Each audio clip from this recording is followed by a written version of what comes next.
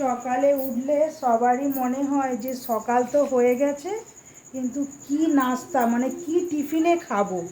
হ্যাঁ, তা সকালে ঘুম ভাঙলেই এই চিন্তা, কেউ স্কুলে যাবে টিফিন লাগবে, কেউ যাবে অফিসে কারোর টিফিন লাগবে।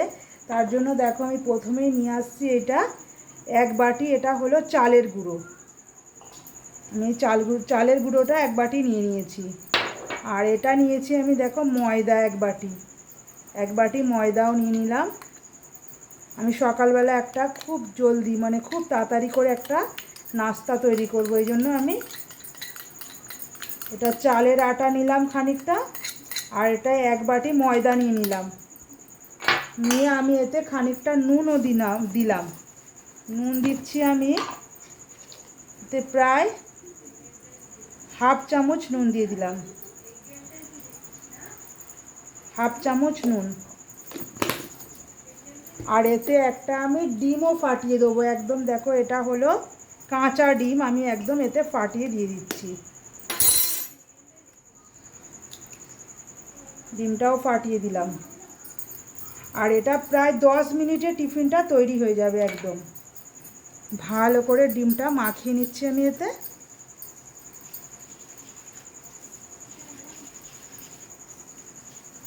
এবার ডিমটা খুব ভালো করে আমি এতে মিক্স করে নিলাম, ডিম বা নুন সব দিয়ে মিক্সড করে নিলাম। আর দেখো একটা ঝুরি ঝুরি ভাব এসে গেছে। এরপরেই কিন্তু দিতে হবে এরপরে দিতে হবে এটা জল। আমি এতে জলটা এবার দিলাম, জলটা এবার আস্তে আস্তে করে ঢেলে দেওয়ার পরে সঙ্গে সঙ্গে একসাথে জল দিলে হবে না, অল্প অল্প জল দিতে হবে, অল্প অল্পভাবে নাড়তে হবে। এইভাবে এইভাবে নেড়ে নিতে হবে।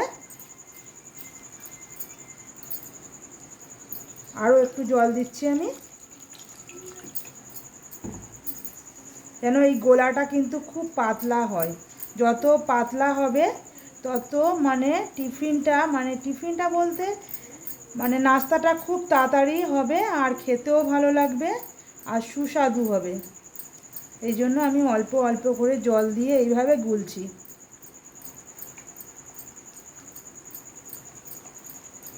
এইভাবে ভালো করে যেন একদম এই ময়দা বলো বা চালের গুঁড়িটা বলো একদম যেন গোটা না থাকে।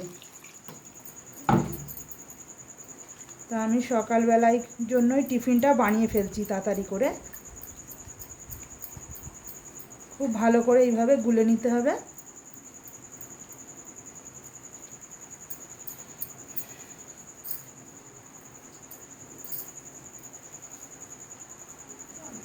এবার আমার পুরো একদম গোলাটা পুরো রেডি হয়ে গেছে।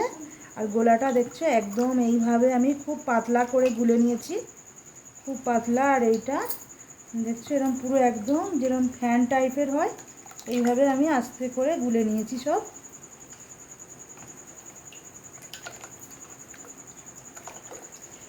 একটু ভালো করে ফাটিয়ে নিতে হবে।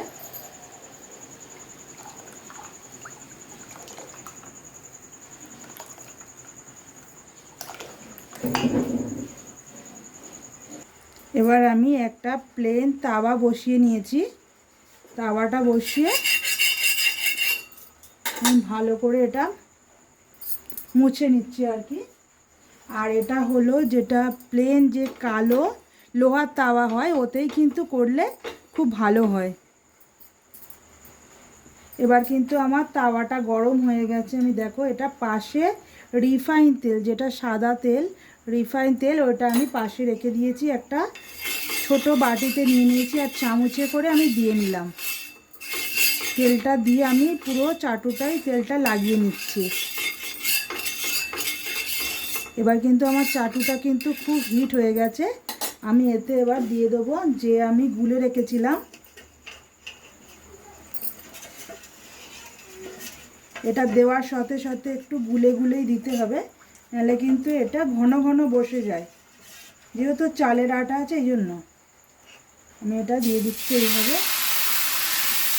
আর তাওয়াটা কিন্তু গ্যাসটা একদম লোতে রাখতে হবে।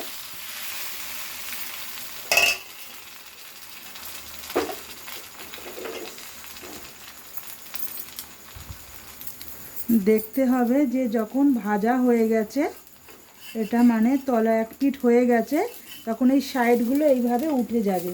এটা কিন্তু এমনি এক্সট্রা করে তুলতে লাগবে না, এটা এইভাবেই উঠে যাবে। আর আমি আরেক পিঠ উল্টে দিলাম, দিয়ে আমি একটু হালকা হালকা করে চেপে দিচ্ছি এটা।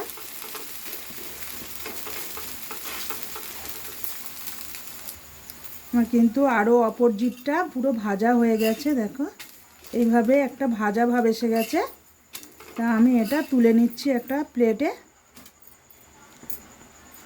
আরও যেগুলো আমার গুলে রেখেছি, ময়দাটা বা চালের আটা ডিমটা দিয়ে যেটা ফাটিয়ে রেখেছি, আরও যেগুলো ভাজতে হবে আমি কিন্তু এইভাবেই ওইগুলো ভেজে নেব।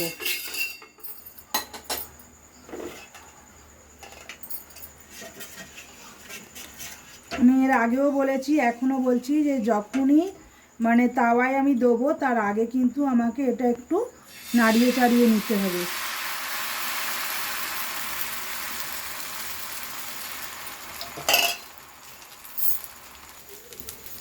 আমি এইভাবেই সব কটা বানিয়ে নিলাম।